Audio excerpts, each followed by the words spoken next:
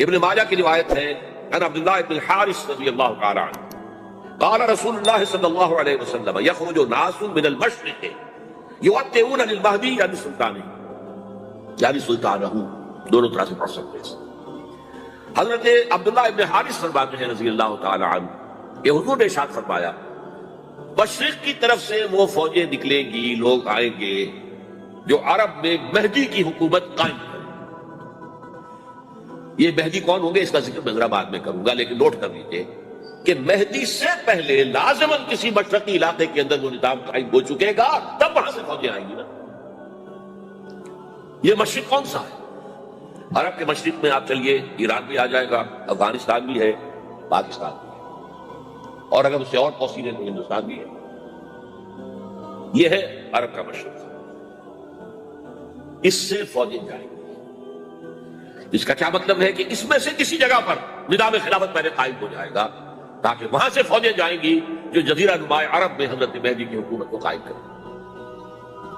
اب دوسری حدیث سنیے. یہ سنن ابن ماجہ کی حدیث تھی جو میں نے آپ کو سنائی، آپ نے پڑھی. دوسری عن ابی ہریرہ رضی اللہ تعالی عنہ، یہ ترمذی شریف کی روایت ہے. قال قال رسول اللہ صلی اللہ علیہ وسلم یخرج من خراسان رایات سود لا يردها شیء حتی تنصب بإیلیا. خراسان کے علاقے سے سیاہ جھنڈے لے کر فوجیں آئیں گی، ان کا رخ کوئی موڑ نہیں سکے گا، ان کو پیچھے پھیر نہیں سکے گی کوئی بھی، یہاں تک کہ وہ یروشلم میں جا کر جھنڈے نصب کر دیں گے. ایلیا حضور کے زمانے میں یروشلم کو کہتے ہیں.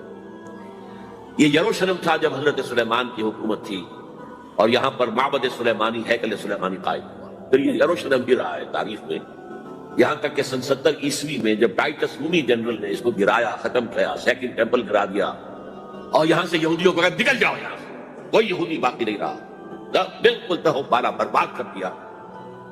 اس کے کوئی 150 سال بعد ہیڈریان، رومن ایمپرر ہیڈریان، اس نے پھر دوبارہ آباد کیا اس شہر. 150 سال تک یہ بالکل بنجر اور بالکل غیر آباد پڑا. اب ہیڈریان نے جب آباد کیا تو اس کا نام ایلیا رکھا، اب یروشلم نام نہیں. تو حضور کے زمانے میں پھر اس کا نام ایلیا. اور اب اس سے کیا معلوم ہو رہا ہے کہ یہ یروشلم مسلمانوں کے قبضے سے اس وقت نکلا ہوا ہوگا. ایک دفعہ پہلے نکلا تھا 1099 عیسوی میں مسلمانوں کے ہاتھ سے نکلا. کروسیڈرز، عیسائیوں نے آ کر اس کو قبضے میں کیا، لاکھوں مسلمانوں کو مارا، قتل کیا. اس کو 1187 عیسوی میں واپس لیا ہے. کس نے لیا ہے؟ صلاح الدین ایوبی کرد. عرب کھوکھلے ہو چکے تھے، عربوں نے کھویا، واپس نہیں لے سکے. بہت حکومت کر چکے تھے، 400-500 برس کی حکومت اور ان کے عیش اور ان کے آرام. اب ان میں جان نہیں تھی کہ وہ واپس لے سکے. واپس لینے والا گرم کرد صلاح الدین ایوبی. تو گویا کہ اب آپ سمجھئے کہ 88 برس تک عیسائیوں کا قبضہ رہا یروشلم. اب 1967 میں یہودیوں نے قبضہ کیا ہے اور اب 38 برس ہو گئے، 88 نہیں 38 برس ہو گئے.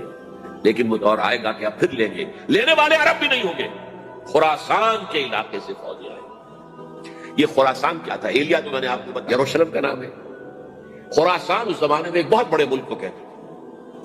کچھ حصہ پاکستان کا بھی اس میں شامل ہے، کچھ حصہ ایران کا بھی ہے. ایران کے اس حصے کو اب بھی خراسان کہتے ہیں. خراسان ایک صوبہ ہے ایران کا چھوٹا سا.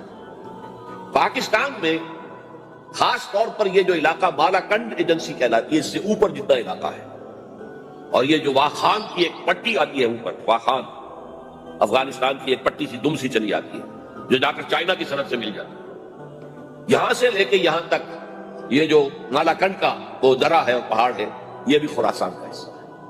باقی تقریباً 2/3 آف افغانستان ساؤدرن حصہ نہیں ہے خراسان کا حصہ، یہ سیستان کہلاتا تھا، یہ خراسان نہیں ہے.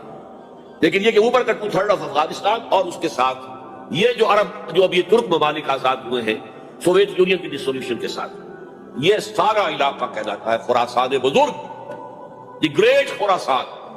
ایک مرتبہ ایک یہاں کا جو کاؤنسلیٹ ایران کا وہ آئے تھے میرے پاس، ان کے ایک اہم آدمی، ان سے میں نے پوچھا خراسان، تو پہلے تو ان کا خراسان ہمارا صوبہ، لیکن مجھے خراسان، او خراسان بزرگ، وہ جو آپ دی گریٹر خراسان کی بات کر رہے ہیں وہ یہ تھا. پھر میں نے اور طریقوں سے بھی تحقیق کی. پہلے خیال تھا کہ پورا افغانستان اس میں شامل ہے، لیکن اب معلوم ہوا کہ نہیں، یہ جو جنوبی حصہ ہے یہ سیستان کہلاتا تھا. کچھ بلوچستان کا حصہ اس میں شامل تھا اور کچھ یہ جنوبی حصہ افغانستان.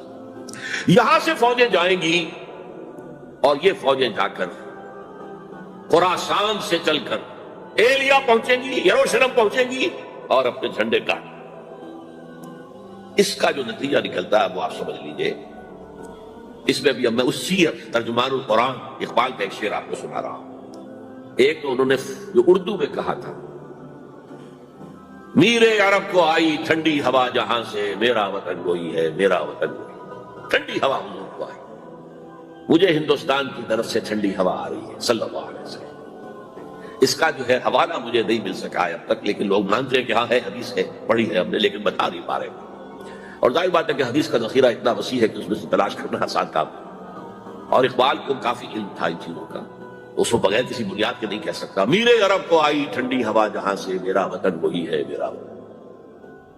لیکن اس سے بھی زیادہ جو بات ہے وہ علامہ اقبال کا ایک شعر ہے جس کے پہلے مصرے میں تو حضرت مہدی کا ذکر ہے، وہ میں بعد میں اس کا ذکر کروں گا جب ان کا وقت آئے گا. خضر وقت از خلوت دشت حجاز آیت برون.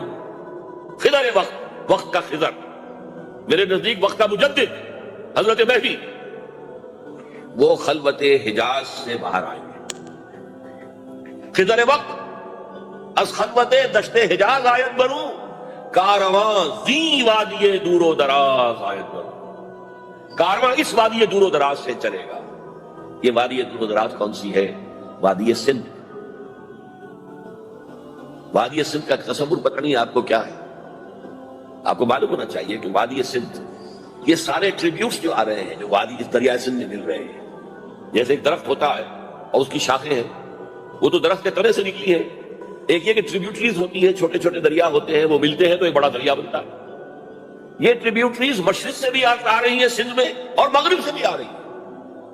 افغانستان کا مشرقی حصہ اسی وادی سندھ کے اندر ہے، اور یہ موجودہ پاکستان، بلکہ اس میں سے کچھ حصہ جو ہم چھوڑ چکے ہیں، ہم سے نکل گیا دریائے ستلج تک، یہ وادی سندھ کا حصہ ہے. کہاں آ رہا ہے ستلج؟ سندھ میں. اور بیاس تو ستلج میں پہلے ہی آ گیا، راوی آ گیا، چناب آ گیا، جہلم آ گیا، سب سندھ میں پہنچ گئے. پیٹن کوٹ میں سے پہنچ گئے. اوپر سے یہ دریائے سوات آ رہا ہے، یہ دریائے دیر آ رہا ہے، یہ دریا فنا آ رہا ہے، یہ دریا فنا آ رہا ہے. سب دریائے کابل میں ہو کر کہاں پہنچے؟ سندھ میں. اوپر سے دریائے ہلدا آ رہا ہے، دریائے گلگت آ رہا ہے، کہاں آ کر گرے؟ سندھ میں. پھر یہ جو دریا آ رہے ہیں جو ہمارے جو ہے درے، درائے گومل سے چلا آ رہا ہے، ٹوچی چلا آ رہا ہے، کہاں جاتے؟ سندھ میں.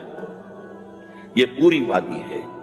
یہ افغانستان کا مشرقی حصہ جو پختون ہے، 100% پختون، وہ در حقیقت وادی سندھ کے اندر ہے. یہ دو طرف سے وادی سندھ. کارواں زی سے مراد ازی، کارواں ازی وادی دور و دراز آیت کروں. فوجیں یہاں سے جائیں گی حضرت مہدی کی حکومت قائم کرنے کے. خضر وقت از خلوت دشت حجاز آیت بروں، کارواں زی وادی دور و دراز آیت بروں. یہ ہے اس سیر کا. حالانکہ یہی شخص ہے جو اپنے خطبات کے اندر نفی بھی کرتا ہے کہ یہ مہدی اور یہ اور وہ، یہ سب تصورات جو ہیں یہ کوئی صحیح نہیں ہے، اور یہ پرانی کوئی روایات چلی آ رہی تھی، ہر مذہب میں تصور ہے. اس طرح کی بات کہی. جب عقل سے بات کرتا تھا اس میں ٹھوکریں کھاتا تھا. جب دل سے اس کے یہ سیلاب کے معنی چشمہ ابھرتا تھا دل سے اس کی شاعری کا، اس میں ہوتے تھے وہ حقائق کہ جو ابدی. اس پر جو اشفاق صاحب ہوتے تھے ہمارے ہاں، اشفاق احمد ادیب، ڈرامہ نگار تلقین شاہ، انہوں نے بڑی پیاری بات کہی تھی. اگرچہ ان کا مذاق اڑایا تھا روزنامہ نوائے وقت نے، بات بڑی پیاری تھی. اقبال ایک دن کا اقبال تھا، ایک رات کا اقبال تھا. دن کا اقبال فلسفی تھا، وہ اپنی عقل سے غور و فکر کرتا تھا. اس کا حاصل تو ہے وہ لیکچرز، خطبات، ان میں بہت سی باتوں پر علماء میں شدید اعتراض. ایک رات کا اقبال تھا، اسے الہام ہوتا تھا، سیلاب آتا تھا شاعری کا، اور وہ اقبال جو ہے اصل اقبال. اور اس کو کہا اقبال نے خود. ڈاکٹر یوئنگ ہوتے تھے جو پرنسپل تھے ایف سی کالج کے، ان کے نام سے یوئنگ ہال اب بھی موجود ہے نیلا گنبد چوک میں. ایک ہاسٹل بنایا تھا انہوں نے، یوئنگ ہال. ایک دعوت میں سب جمع تھے، ڈاکٹر یوئنگ بھی تھے، علامہ بھی تھے. یوئنگ نے بڑا تیکھا وار کیا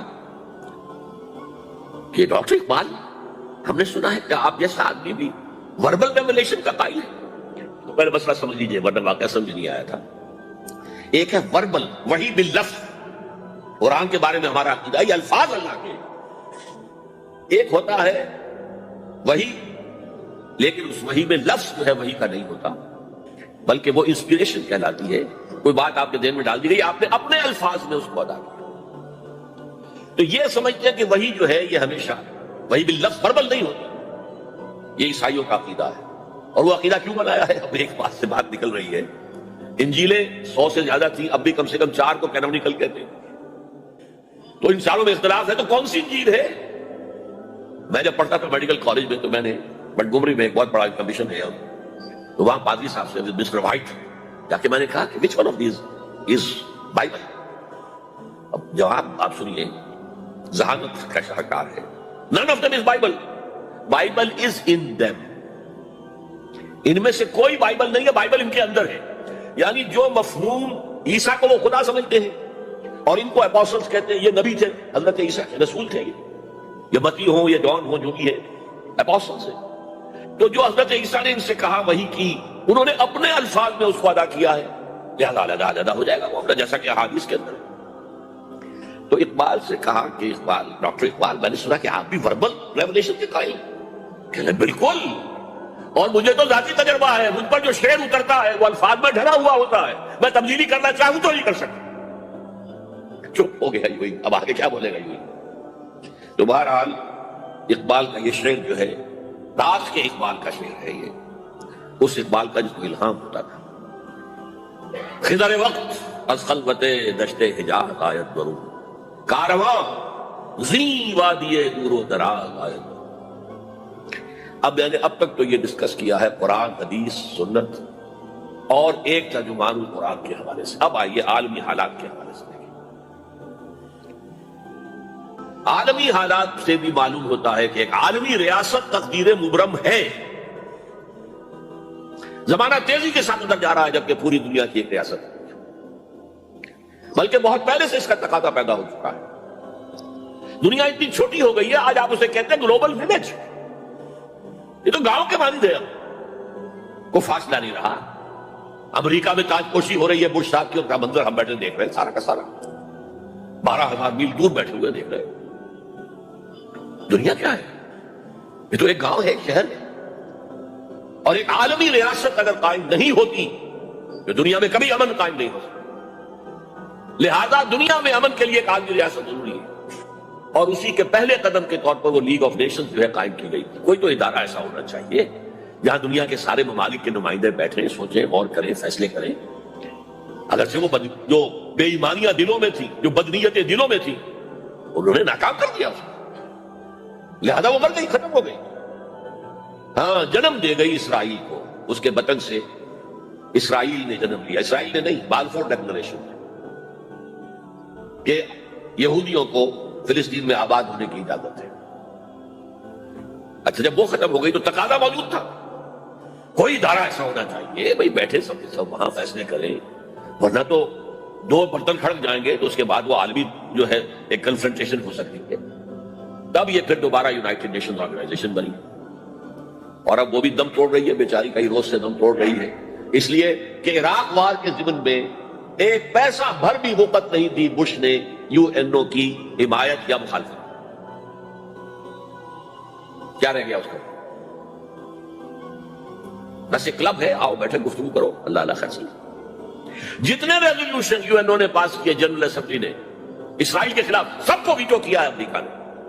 تو فائدہ کیا ہوا بھائی؟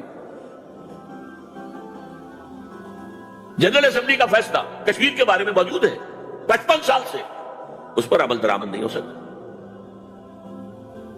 تو وہ در حقیقت جب عدل انسان کے اندر نہ ہو، اللہ پر ایمان اور یقین نہ ہو، آخرت کے محاسبے کا احساس نہ ہو، تو کوئی بھی آپ ادارہ بنا لیں، پھر ہو جائے گا. ایک زمانے میں، وہ بھی میرے زمانے طالب علمی کا ہے، جمعیت طلبہ والے جو ہے کراچی سے نکالا کرتے تھے اسٹوڈنٹس وائس، ایک انگریزی ہفت روزہ، اس میں لکھا تھا یو این او کا مطلب ہے یونائٹڈ نیشنز آرگنائزیشن نہیں، انٹائڈ نیشنز آرگنائزیشن. جو بندھی ہوئی نہیں ہے آپس میں، یہ نیشنز جو ہیں ان کا کوئی آپس میں تعلق نہیں ہے، ان کی آرگنائزیشن انٹائڈ، یونائٹڈ کی ہوئی. اور آج اس کا مطلب سامنے آ چکا ہے. لیکن تقدیر مبرم ہے، The march of history cannot be stopped. चाहे न्यू वर्ल्ड ऑर्डर आए, चाहे जस्ट वर्ल्ड ऑर्डर आए, आएगा वर्ल्ड ऑर्डर, जिसमें कोई शक नहीं है। ग्लोबलाइजेशन हो रही है, ट्रिप्स का वायदा हो रहा है, ये सारा जो है किधर हम सफर कर रहे हैं, किधर जा रहे हैं? Towards a world state. इस आलमी रियासत के कायम होने में कंपेटिटर्स कौन कौन है? कौन अपना निजाम कायम करना चाहता है? इसके लिए इकबाल के दो शेर। दुनिया को है फिर मारका रूहो बदन पेश, मारका रूहो बदन रूहानियत और मटीरियलिज्म। दुनिया को है फिर मारका रूहो बदन पेश। तहजीब ने फिर अपने दरिंदों को मार। तहजीब के दरिंदे ये है मगरिबी कौमों के लिए बेहतरीन लफ्ज। तहजीब के दरिंदे कहते हैं सिविलाइजेशन सिविलाइजेशन सिविलाइजेशन, और जो दरिंदगी वो करते हैं, कोई भेड़िए वो दरिंदगी नहीं कर सकेंगे जो वो करते हैं। दुनिया को है फिर मारका रूह बदन पेश। तहजीब ने फिर अपने दरिंदों को उभारा। अल्लाह को पामर दिए मोमिन पे भरोसा, इब्लीस को यूरोप की मशीनों कसा। This grand confrontation is very soon to come, very soon to come, very soon to come. एक तरफ अल्लाह है और मर्द मोमिन है, दूसरी तरफ इब्लीस है और उसका सबसे बड़ा एजेंट यहूदी है और यहूदियों के सपोर्टर्स ईसाई। ये है दो तरफा, ये दो फरीक है। और वो मैं आपको पहले सुना चुका हूं नज़र। इब्लीस ने कहा था मुझे ना जमहूरियत का कोई खतरा है, ना कोई फाशिज्म से खतरा है, ना कोई इश्तराकियत से खतरा है अगर कोई खतर मुझको तो इस उम्मत से है जिसकी खाकिस्तान में है अब तक शरारे आस। खाल खाल इस कौम में अब तक नजर आते हैं, वो करते हैं अश्के सहरगाही से जो जालिम वुजू। वही खतरा है जिसका जिक्र किया जब यूएसएसआर खत्म हो गई, जिसके लिए नेटो बनाया गया था, जिसके लिए सीटो बनाया गया था, जिसके लिए सेटो बनाया गया था, टू कंटेन यूएसएसआर। अब जब यूएसएसआर खत्म हो गया, वो तो सर्वसुजूद हो गया मगरिब के सामने, हाथ फैलाकर भीख मांगने की पोजीशन में आ गया। उस वक्त असर नौ नेटो को ऑर्गेनाइज कर रहे हैं, एक्सटेंड कर रहे हैं। किसी ने पूछा चीफ ऑफ द नेटो से कि ये अब आपको किस बात का है? हमें मुस्लिम फंडामेंटलिज्म से खतरा है। वो जो इब्लीस ने कहा वही उसने कहा। हमें अंदेशा है मुस्लिम फंडामेंटलिज्म का, लिहाजा हमें चौकस रहना है और मजबूत करना है और तकड़े होना है। यह है दर हकीकत है अगर कोई खतर मुझको तो इस उम्मत से है जिसकी खाकिस्तान में है अब तक शरारे आर्स। अब देखिए